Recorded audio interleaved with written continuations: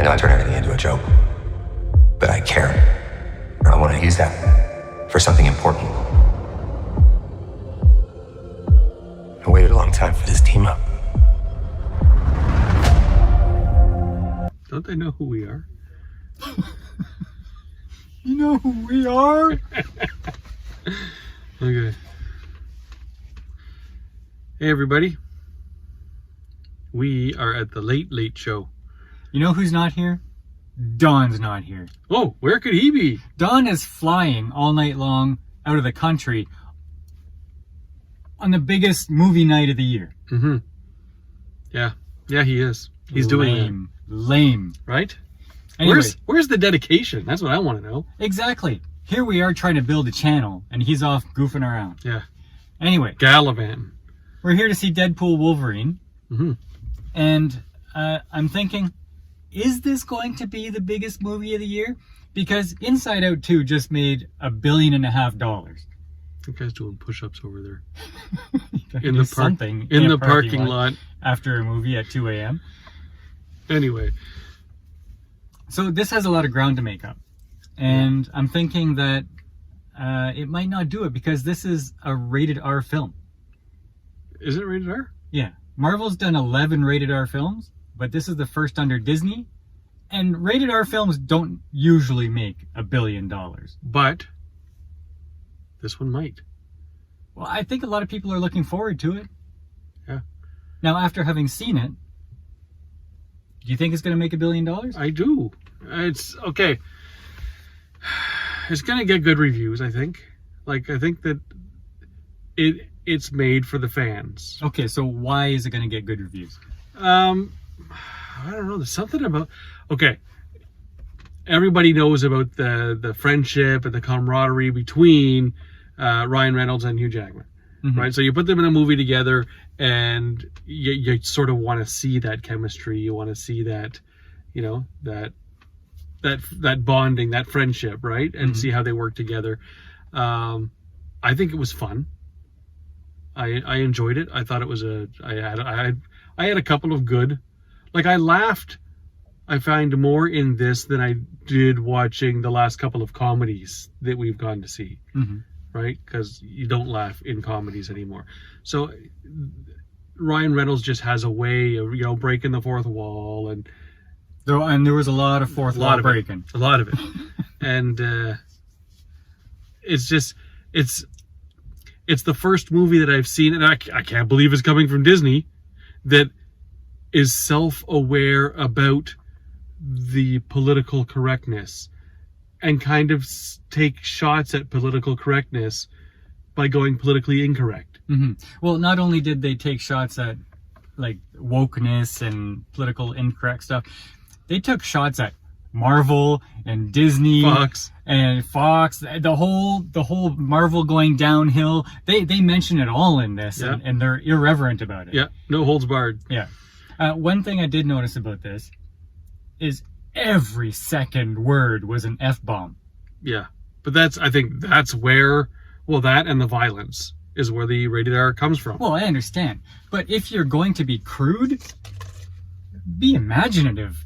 Why is it always the same word? It was like they were trying to go for a record or something. Well, achieved.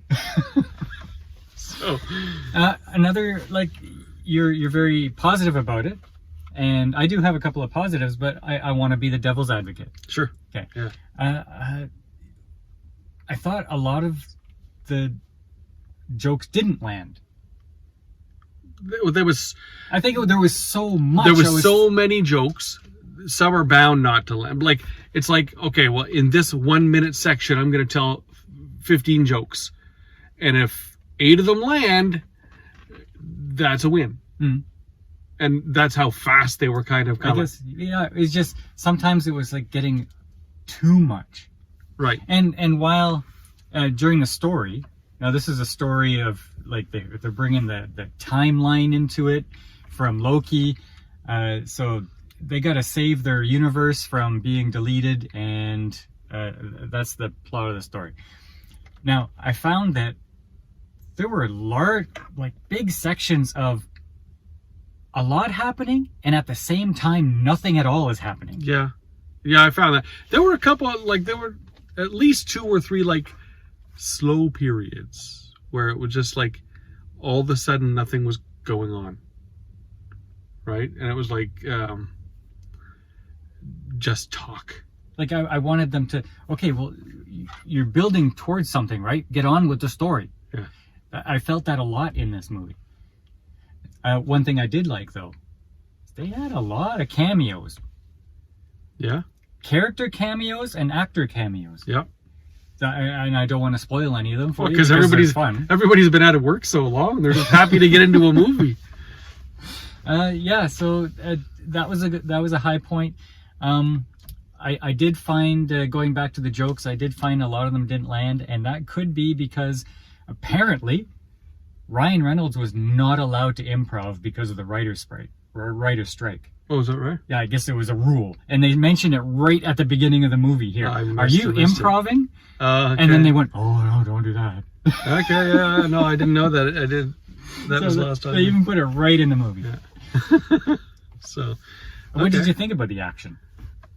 There was lots of action, but there was a lot of pointless action. Mm-hmm. Right? Like the fight with all of the Deadpools, that was getting long. Yeah. Right? Yeah. I guess it was just supposed to be like a funny bit. Yeah. But yeah, like there was a lot of stabbing in this. Like the fights between Deadpool and Wolverine, I enjoyed them. They were funny. The opening sequence where Deadpool's taking on some TVA soldiers, that was funny. There was a lot of good stuff in it. Was this what you wanted from a Deadpool Wolverine movie? Is this the story you wanted? It might not be the story that I wanted, but it's the story we got. Yeah. I'm tired of the timeline thing. And they mention that in the movie. Yeah. How it's overdone. Yeah. And it's never worked. Deadpool says, "Listen, we got to stop it with the multiverse thing." Yeah. And yeah, they do. Yeah. They do. They understand that we feel that way. He's not wrong. No. Okay. So, what would you rate it? It's rating time. Yeah, it's rating time. I'll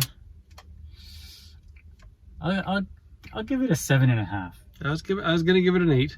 Like, I enjoyed the movie, and I laughed during the movie, and it's probably a movie that I enjoyed more than anything we've watched in the recent past. So I'm gonna give it an 8. Okay, an 8 for me is a must see.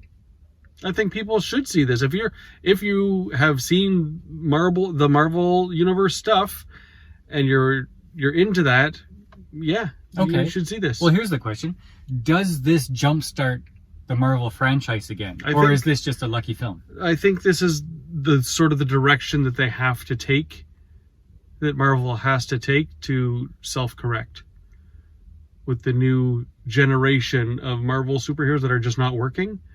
This is the direction they have to go. So what is this direction? Like bringing back the old folks? Bringing back, well, some of the old folks, but bringing back comedy and wit into their superheroes, right? They've lost something, and Deadpool seems to have that, mm-hmm. right? And, well, we know Deadpool's successful, so every Deadpool movie is going to be good. But what are they going to do? And for Hugh the rest Jackman of the has it. franchise? Well, they have to have characters that are similar, charisma wise. But even in this, Deadpool asks, "Are we to Wolverine? Are we gonna see you again?" He said no. So maybe this is his last round, right? Till he's 90. Yeah, I guess. Yeah, they also say that. So, yeah, I'd give it an 8. You give it a 7.5. I'll give it a 7.8. 7.8.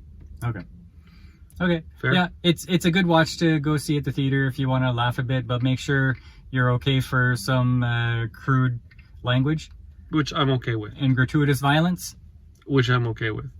Then you're good to go. Napoleon was in Bill and Ted. It's not a war movie! Well, listen. There was a war taking place when Bill and Ted took Napoleon. Not a war movie.